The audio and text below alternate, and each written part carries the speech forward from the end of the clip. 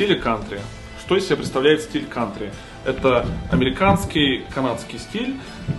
В таком стиле делаются камины, печи в домах, которые сделаны из дерева. То есть это либо сруб, либо брус. Такой камин очень классно и выгодно подойдет для помещения с деревянной отделкой. Достаточно его построить, поставить каминную полку, вывести дымоход и облицевать диким камнем. Получится очень здорово и очень уютно.